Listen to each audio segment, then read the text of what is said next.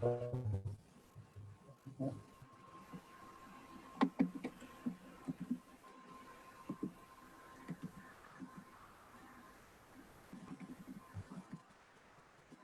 everyone. Welcome to the 8th session of the series, Teaching Online. It's about teaching, not technology. My name is José Manuel Villafuerte, and I'll be with you today as a moderator, along with your host, Regional English Language Officer, Dr. Ruth Petzold. We will try to answer your questions and respond to your comments during the session. We would also appreciate it very much if you could give us some emojis when you like something. Today, our host Ruth Petzold will be talking to our presenters, Wendy Colson and Heather Gaddis, about teaching grades from 4th to 6th online, as well as some concepts of digital citizenship that we hope you'll find interesting and useful. Over to you, Ruth. Thank you, Jose Manuel. Good afternoon. Well, no, I won't say that. Hello, everyone. We are very happy to have you join us for this series of webinars, which was created with Mexico in mind, but which we feel is also helpful for those of you joining us from other countries. It was designed to help us get through this pandemic, but maybe it will be useful for us in the future if we discover we like teaching online. I'd like to remind you to like the Relo Mexico page on Facebook in order to get news about upcoming sessions, as well as resources and tools for English language teaching. So today is the 8th session of the series. As you can see on our calendar, during our 2 remaining weeks, we will be exploring topics such as teaching 4th to 6th graders, which is today, working with middle and high school learners remotely. We'll also talk about teaching university students virtually and how to do assessment and evaluation online. And finally, exploring watch parties and American English resources. If you've been with us before, you know you'll get great ideas and resources from our experienced panelists.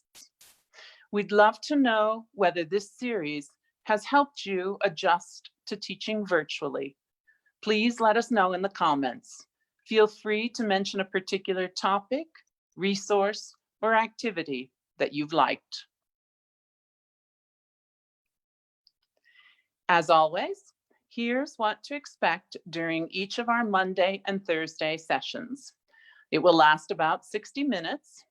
It will aim to help you feel as comfortable in your new virtual classroom as you were teaching in your physical classroom. We'll have one presenter, sometimes supported by a second panelist, as in the case today. And I will make sure that the presenters hear any questions you might have, so please put them in the comments section. As Jose Manuel said, feel free to share your reactions by using the Facebook emojis or put them in the comments section.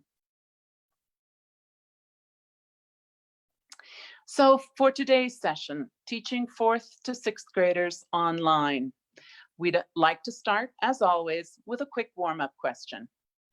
What is one behavioral challenge you have faced with this age group?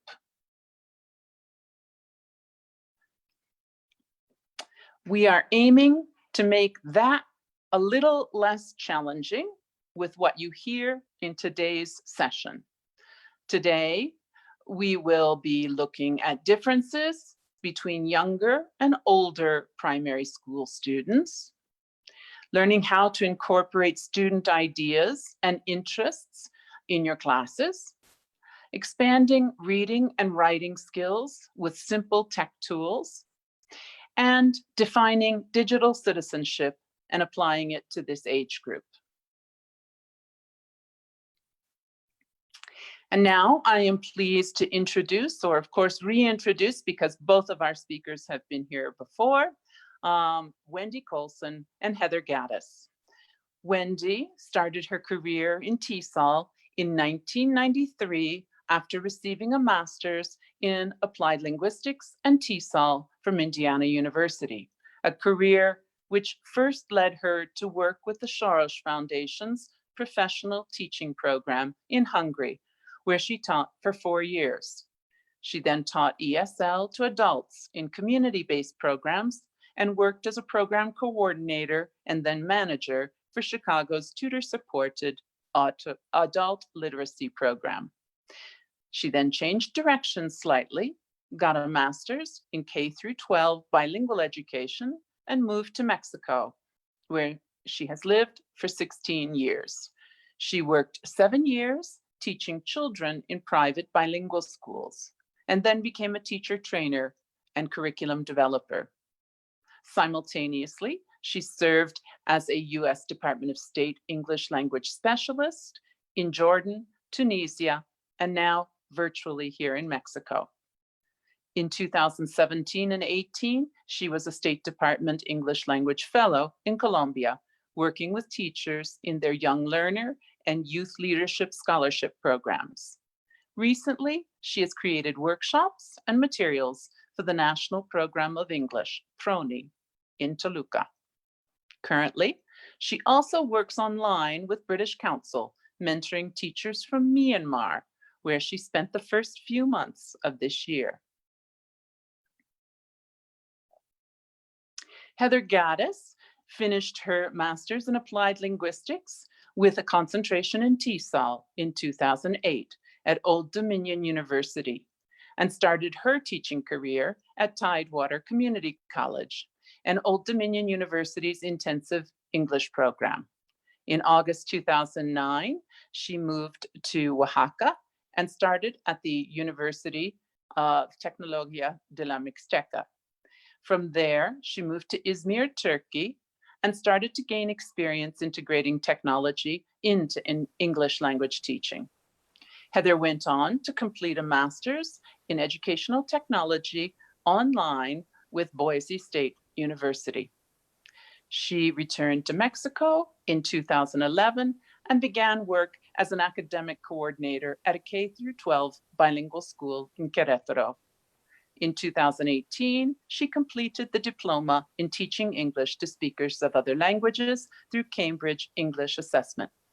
Currently, Heather spends her time working on a variety of projects and courses, including coordinating a teacher training course for pre-service teachers, delivering training courses for teachers in Querétaro and the surrounding area, writing ELT materials, and working as an examiner for international proficiency exams.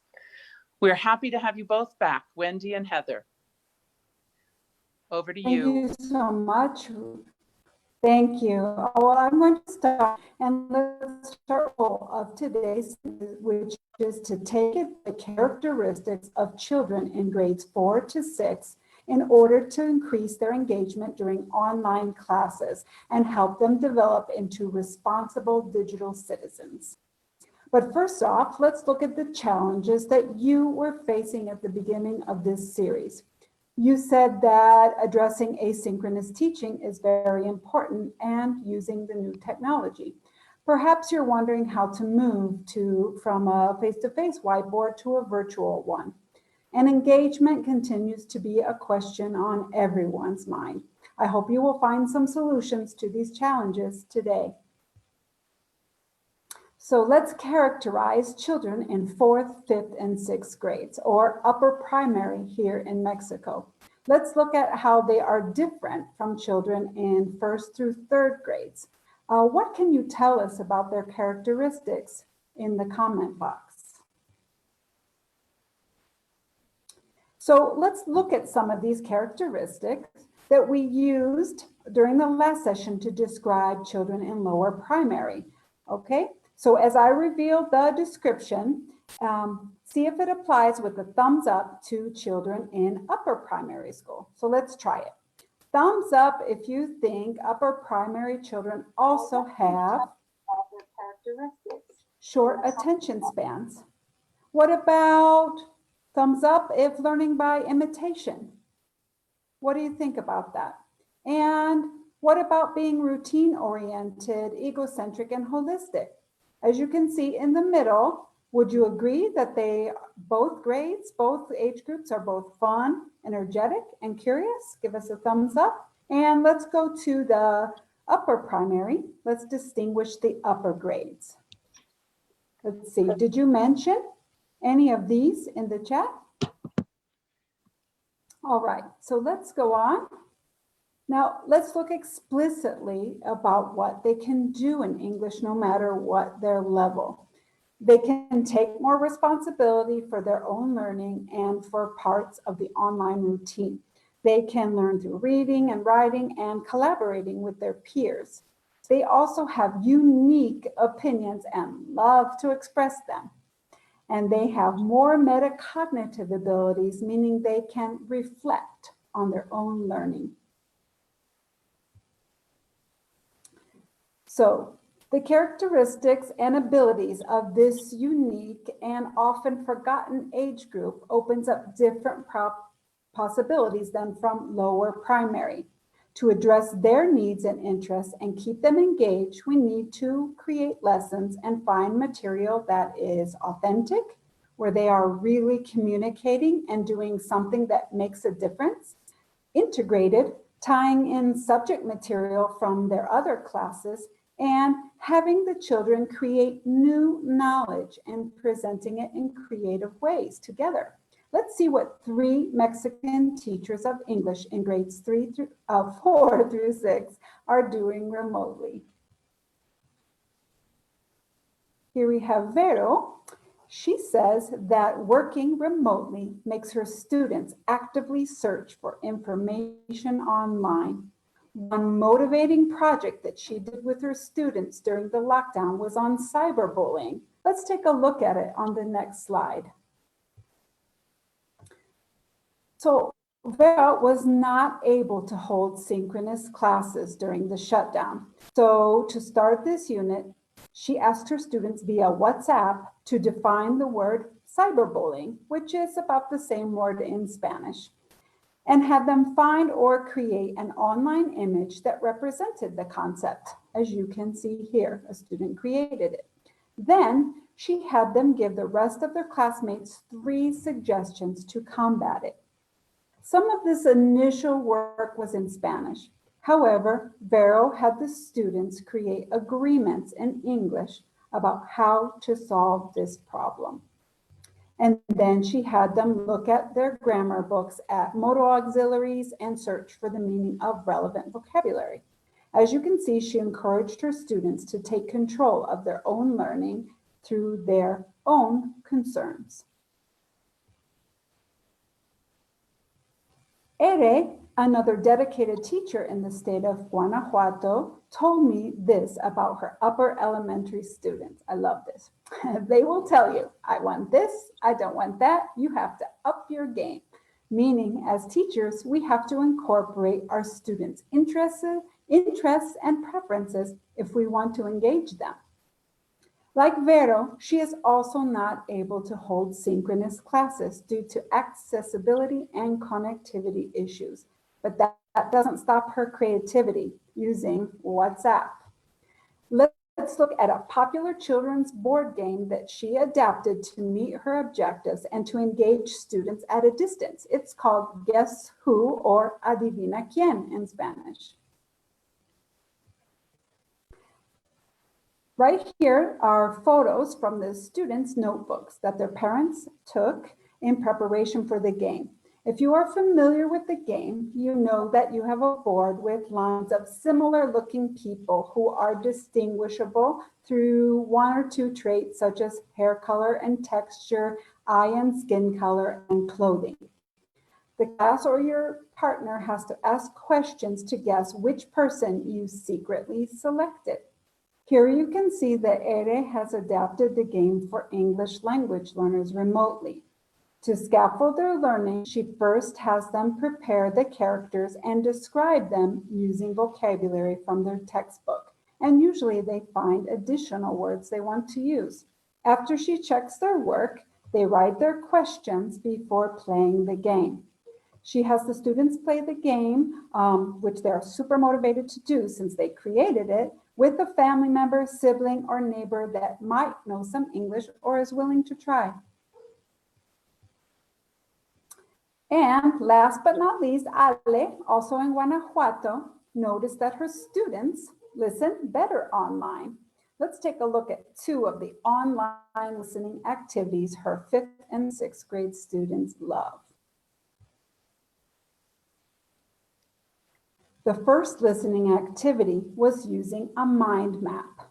She first had the students copy this mind map into their notebooks and then listen to her read about the topic, which was electricity, and fill in the details. They had worked with mind maps in class before, so they knew how to do it.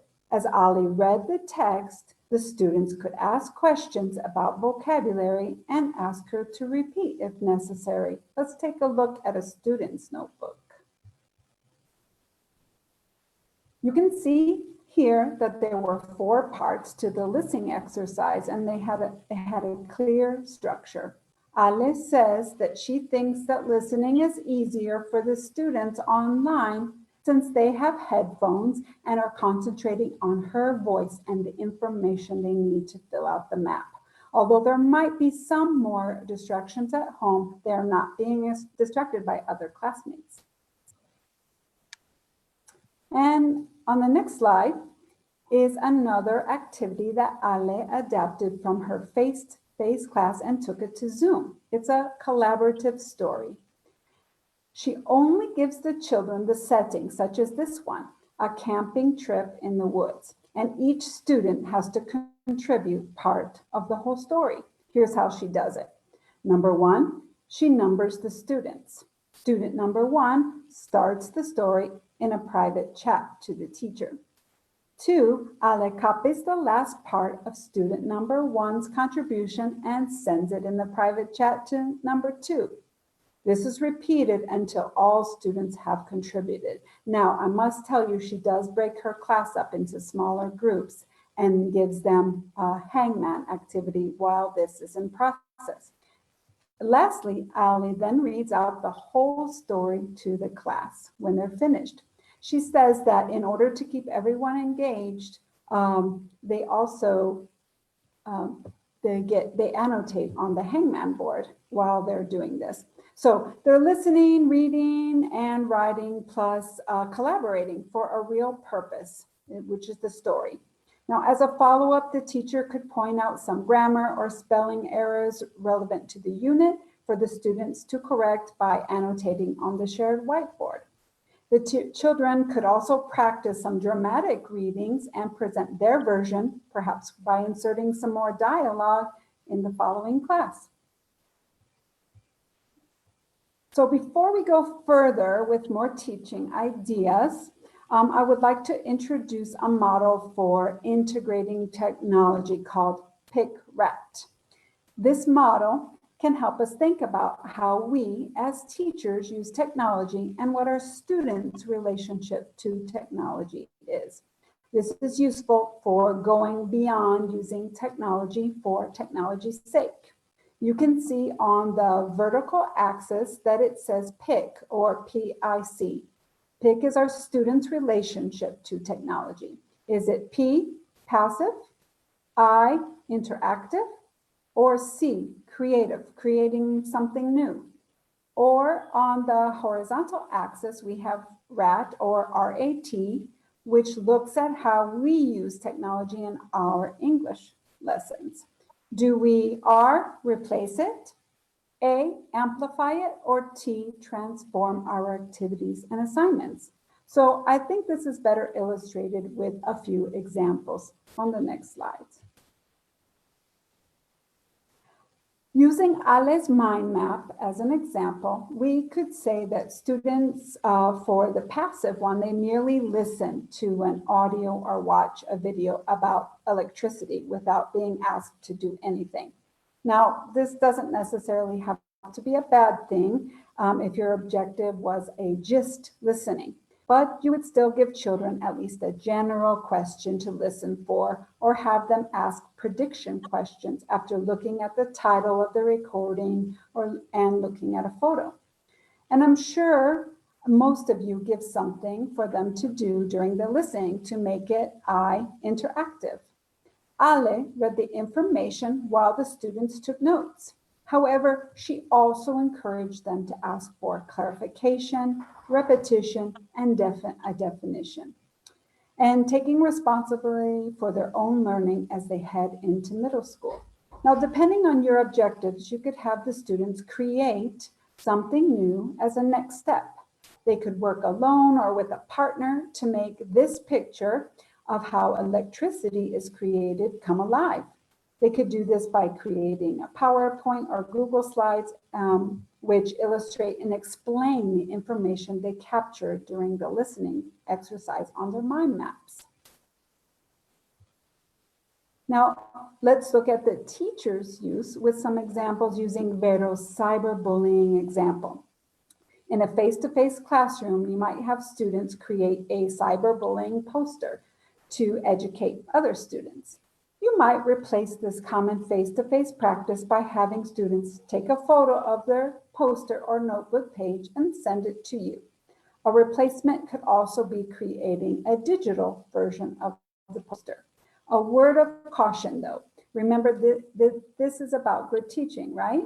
So it's the content that counts, not the bells and whistles or extra, so stick to your objectives there.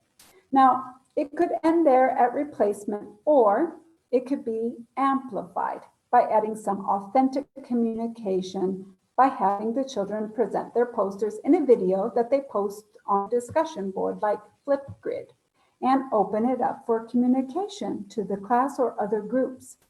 Or it could be used to educate other classes on relevant issue by having your students create a group campaign with various elements such as videos, poll results, and slogans related to the topic on a Padlet. Well, I will show you a Padlet in a minute.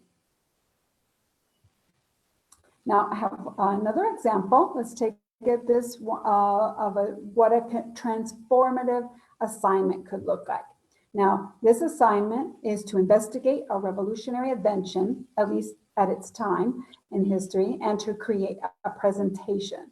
I purposely made a simple assignment because, as you can see, it could take on many forms depending on where you want to go on. Take it on this pick-rat scale. In a face-to-face classroom, we might have the students write a report, perhaps including an illustration in their notebooks to turn into us, okay? And replacing this with technology, we would have them simply do the same thing on a word processor, or they could represent the main ideas through words and pictures on slides for a class presentation. Now, if we want to think of an entirely new possibility that technology opens up, why not have the invention speak for itself or the inventor?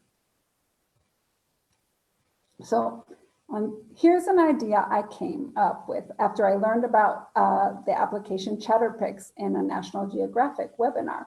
I'll include that in the resources. So do you think that this assignment could transform this app could transform the assignment? Let's take a look and listen. Hello, I'm a lamp, and as you can see, I have a light bulb inside me. The light bulb was invented by Thomas Edison and his team in 1879, a huge revolution back then. Okay, that's a short one, but what did you think? Well, the children still have to plan with their mind maps. They do more research on the topic, and they have to write out their script before they get to this point. You can turn it also into a listening activity by having other students take notes on something new they learned from the presentation. Let's take a look at what the app looks like. As I showed you, some of you during the last webinar on K-3 online learning, this is what it looks like and what you see when you download it on your phone. It's as easy as it looks here. You take a picture, you draw a mouth, and you record the message that the students have planned.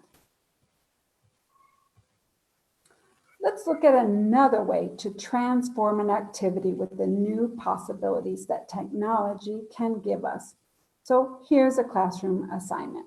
Talk about your favorite singer and make a posters to support your presentation. We know this is a motivating topic for this age, right? Well, let's take a look at how this would look like on Padlet. Okay, I know I said it's not about the technology and we don't start with it, but when I first found out about Padlet, just like Chatterpix, my mind exploded with ideas and possibilities. So for this reason, I do want to spend a little time talking about the transformative possibilities of Padlet. So you can make a Padlet, which are idea boards on which students can collaborate by adding photos, videos, and text. And the best part is the basic features are free for you. This is what a Padlet dashboard looks like. I borrowed this from a very creative teacher friend in Colombia. So let's take a look at a modeled assignment about my favorite singer. So first the teacher modeled it. This is the teacher's Padlet. This is her end of course assignment. She built up her Padlet little by little with the required categories that she wanted her learners to include from the semester: daily routines, seasonal clothing preferences, hobbies, physical description, and some biographical information of her favorite singer, plus a video of her favorite song. And let's look at what a student's Padlet looks like. Here's an example of one with Billie Eilish, his favorite singer. Now, this was a final project, but it could also be collaborative if several students had the same favorite singer. Now, we're going to look at the rubric next that she gave them. So to further scaffold the project, on the next slide, the teacher gave all the children this rubric to guide their work, making sure that required topics, vocabulary, grammar were present, and provided a few descriptors to make sure they did proofread their work. Now, thumbs up or a heart if you think students in grades 4 through 6 would like or love this activity. Do you think we could do a version of this activity using smartphones, posters, and the camera? Is it authentic, integrated, and is an active construction of knowledge? And it could be collaborative. Okay, let's move on. I don't know if you also noticed this, but PIC-RAT corresponds with Bloom's taxonomy of higher order thinking. Just like with the PIC-RAT technology integration model, creativity is at the top, and you can also see that many of the amplified uses of technology correspond to the applying and analyzing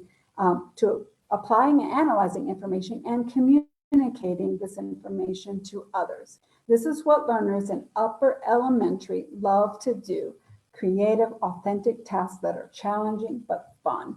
So I just want to tell you that the point of presenting PIC-RAT was not to get you to use technology just to use it, although you might get excited about it, but to add some higher order level skills to your assignments and to think about how the technology in front of you is not just replacing, but has the ability to transform what we do.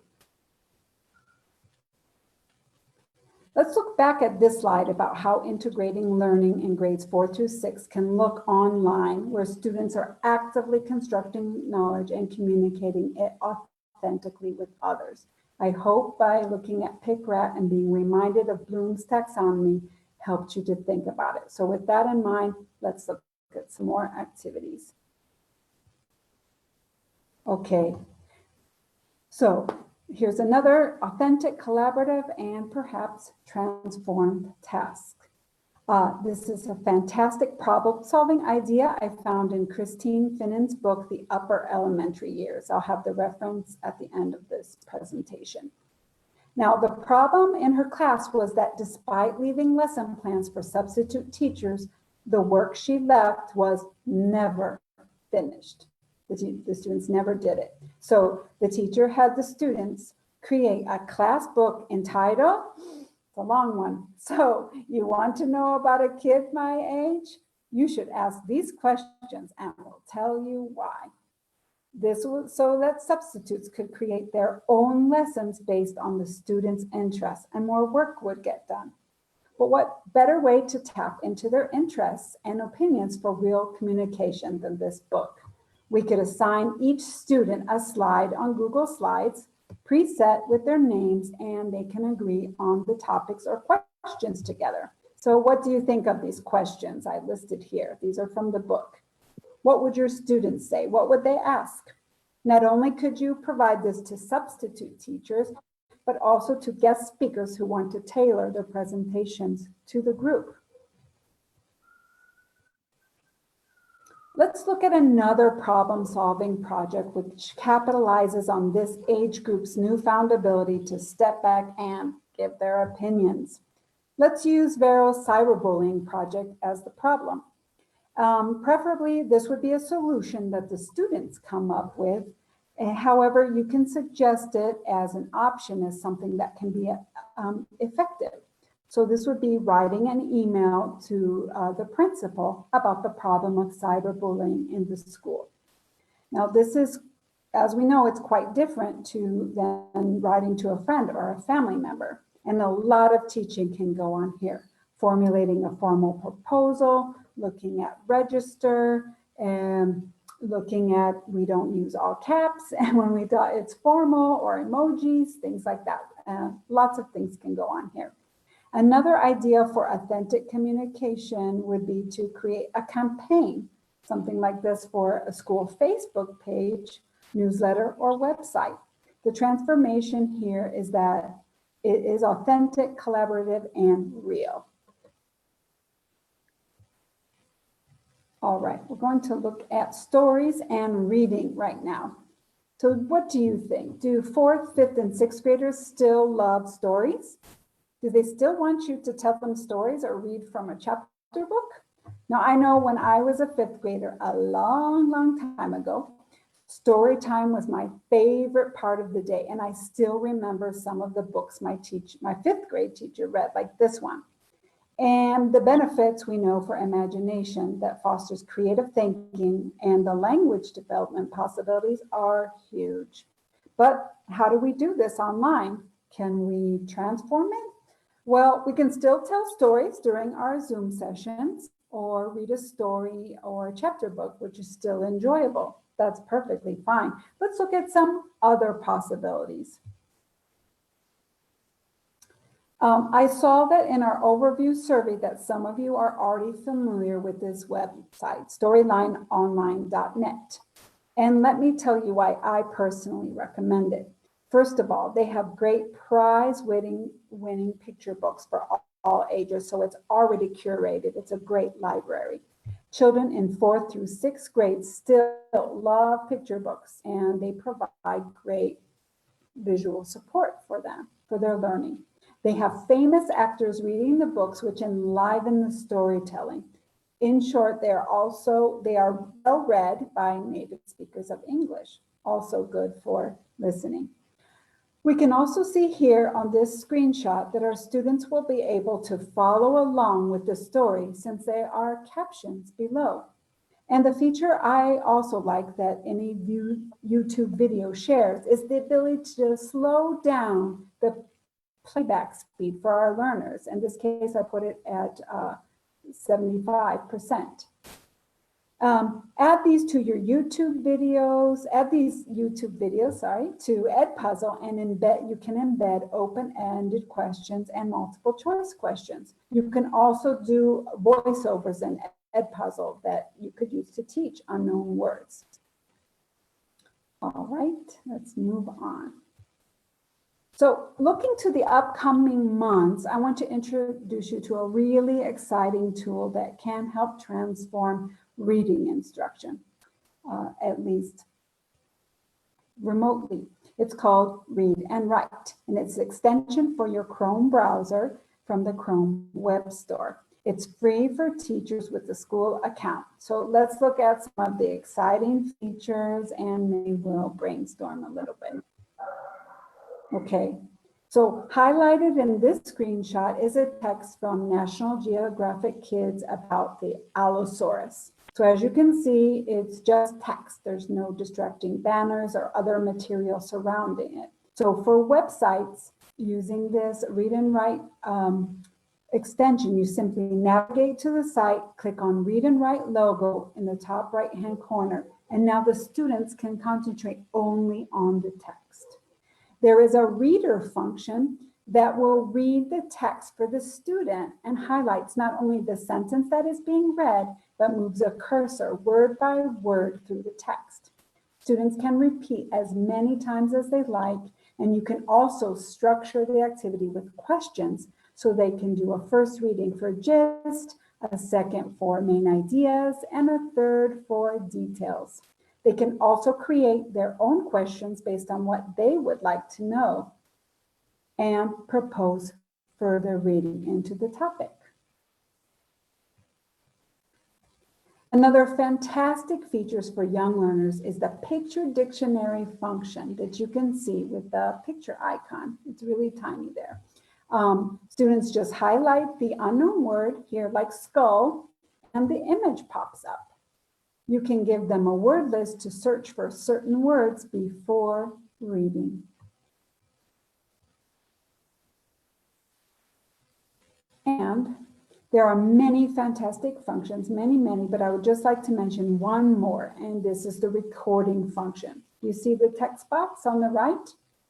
After your students work on the meaning of the text, they can also practice reading fluency by recording a portion of the text. They can play it back, practice again, and send you their best effort for your assessment. Give me a thumbs up if you think you would like to try Read and Write. Hope those thumbs are flying. Okay, well, we had a session on classroom management, so we'll only briefly look at a few ideas of relevance to this particular age group. I think the children are old enough now to create their own agreements for working online, so we don't really have to call them rules at this age. I would set up an interactive and collaborative task, and then afterwards have the students reflect on ways that the activity could have gone better, and those would be your agreements. So you will find that their online behavior and classroom behavior will improve if they are invested in the rules. Now, the second point is that Zoom safety. It's of concern to all of us right now. So I just want to touch on these Zoom safety tips. Perhaps in your discussion on cyberbullying, you could have your students identify why it's inappropriate to share the Zoom link for your class. And while you're in the settings, make sure you disable the private chat between students and show the names of the annotators on your whiteboard or presentations. Have the students log on with their real names before they can be admitted into a session, and have them enter the virtual waiting room at least 5 minutes before class, and then you can lock the session to add on an additional layer of safety. And while there, you can give the students a question in the waiting room chat to think about while they are there. And lastly, for the first 5 minutes, depending on connectivity issues, make sure that you can see that the children are there on camera. So that's it for my part. Let's turn the session over to Heather. Thank you. But before you go, Wendy, I want to let you know you got lots of thumbs up. I didn't interrupt, but you got lots of thumbs up and comments about loving picture dictionaries and the resources that you provided today. Fabulous. Thank you. Heather? Yes. Okay. Thank you, Wendy. So today we also wanted to talk about the concept of digital citizenship and how you might approach it with this age group. So before I get into the details of digital citizenship, I just want to point out that you can and you absolutely should start to incorporate these ideas in lower primary. But we decided to talk about digital citizenship specifically in this session because upper primary students have more independent access to devices and accounts, and because it's an age when bullying starts to become more of an issue.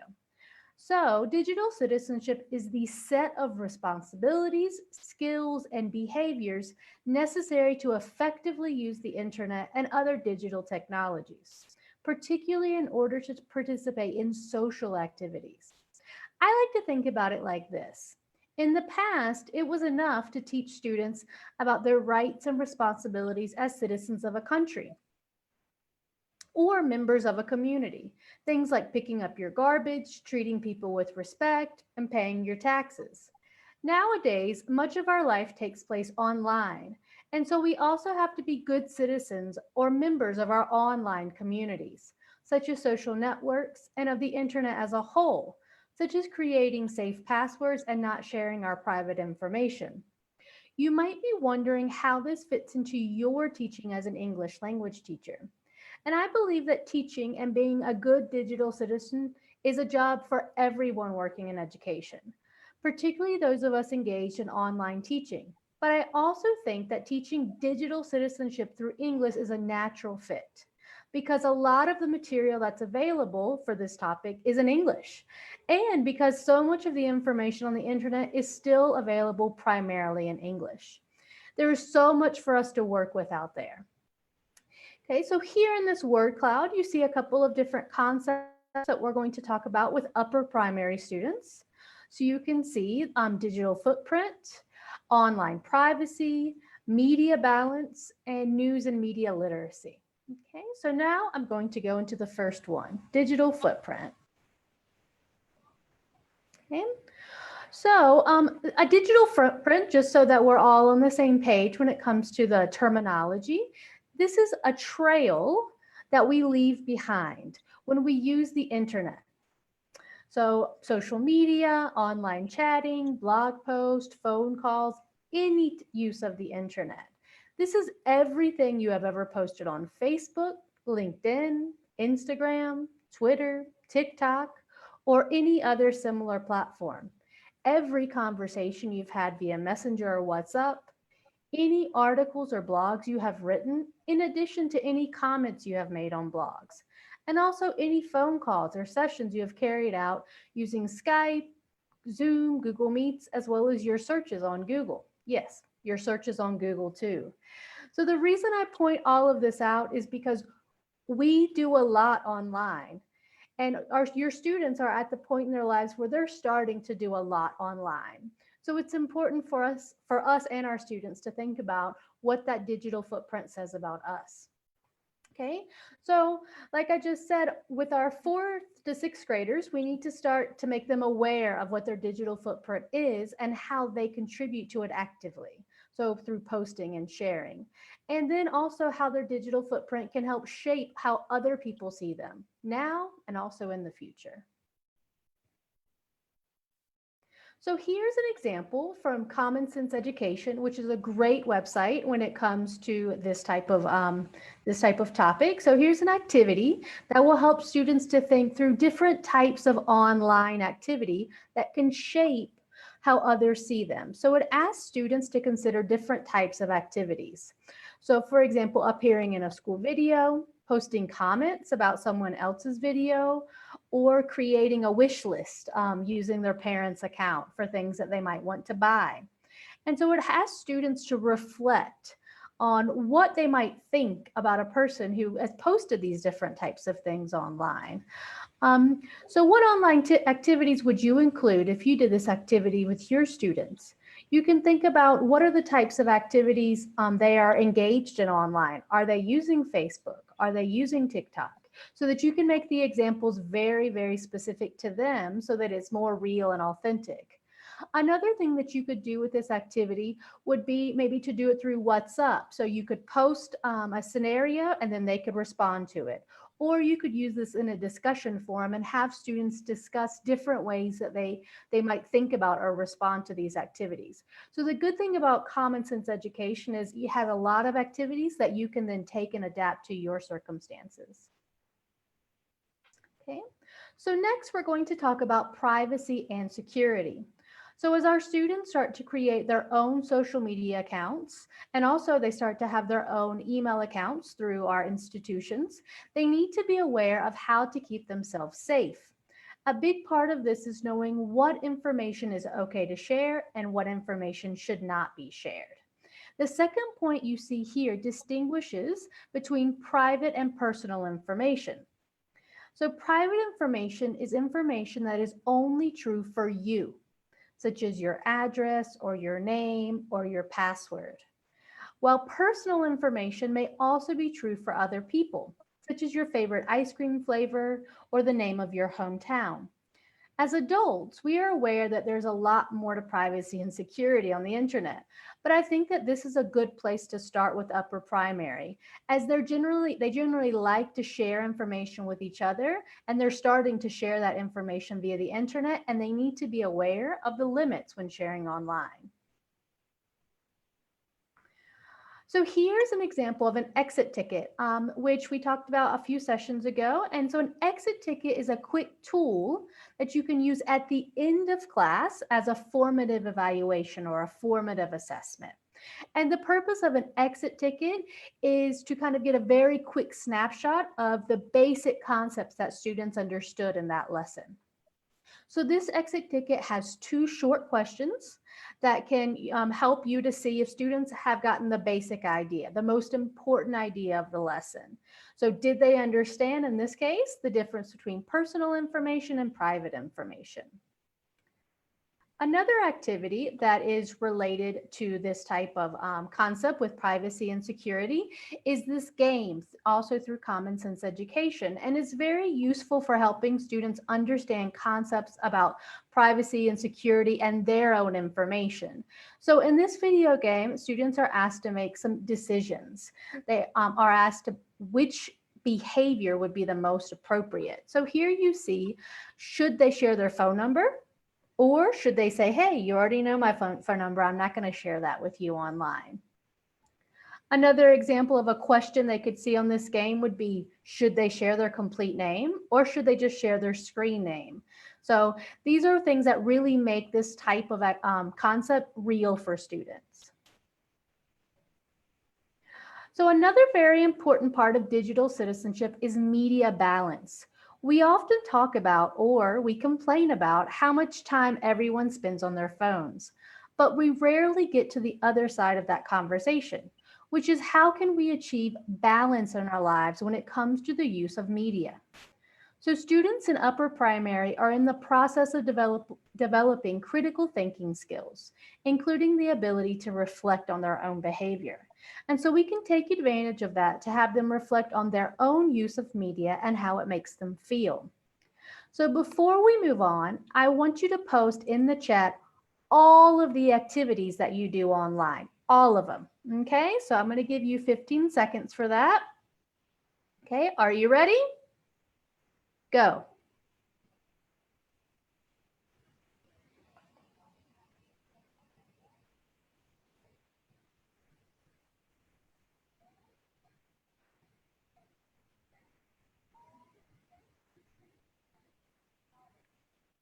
Okay, so I'll see in the chat in a couple seconds what you've written. So in the meantime, I'm going to go and talk about how we could use this activity that you just did, brainstorming all of our online activities, as a way that we could do this with students.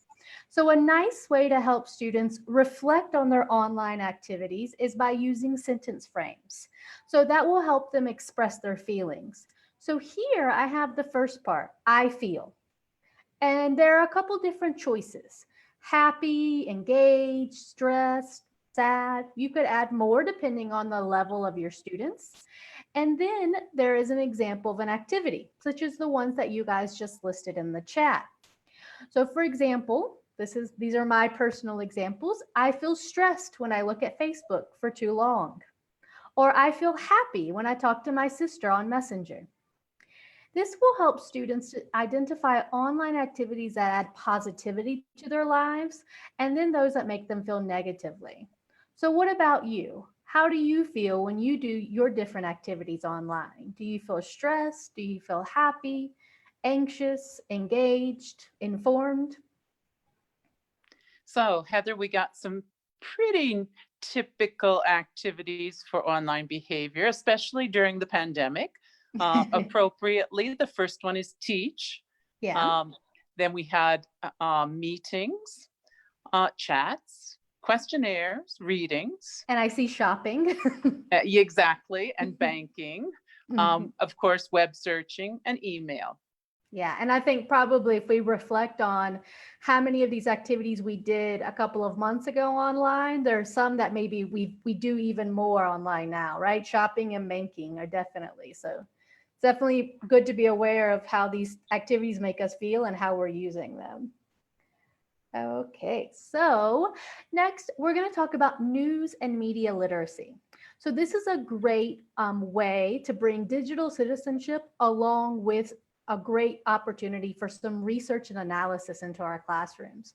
So for upper primary students, it will be necessary to curate the resources or the sources for them. So for example, give them an acceptable list of websites or resources that they can use as they start to do some of this research that they do online, because we want them to learn to differentiate fake news from credible news, but that's not going to happen overnight, right? So we have to introduce this a little bit at a time for them.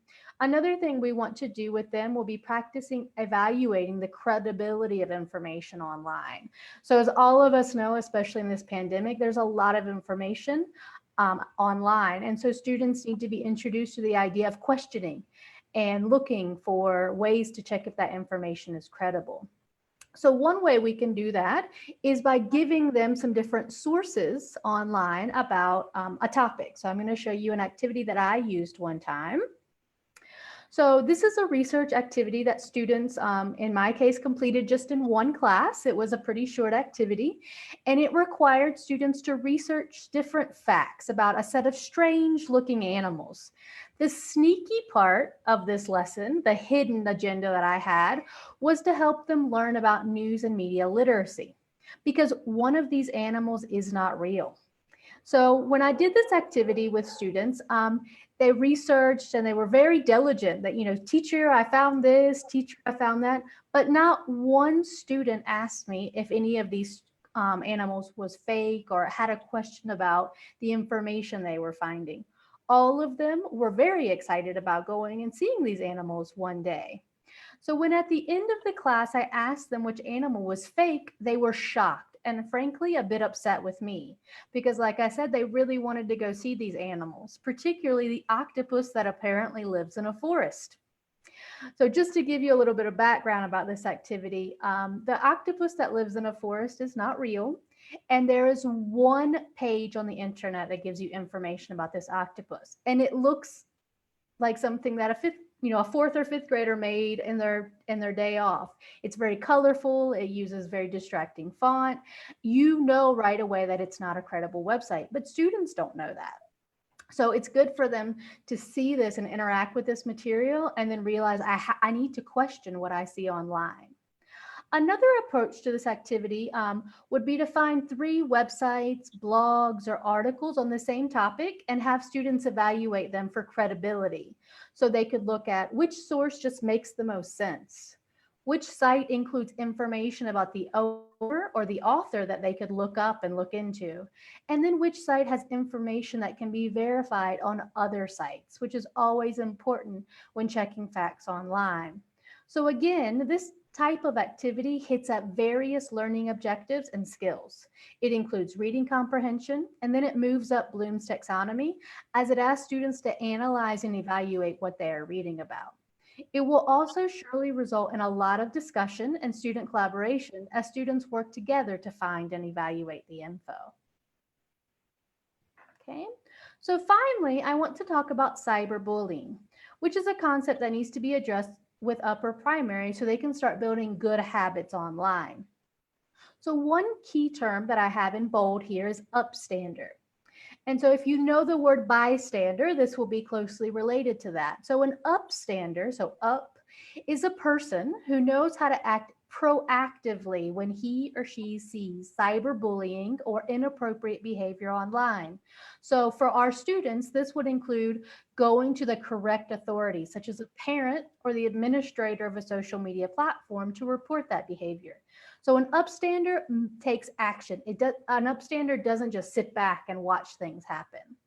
So earlier, Wendy presented an example of a project about cyberbullying in which the teacher asked the students to define the term and then write some suggestions. That could be a wonderful example of a before class activity if you are using a flipped classroom model. And then it could lead into more discussion in class. And it could also be a great warm-up activity to make sure that all students were aware of the vocabulary.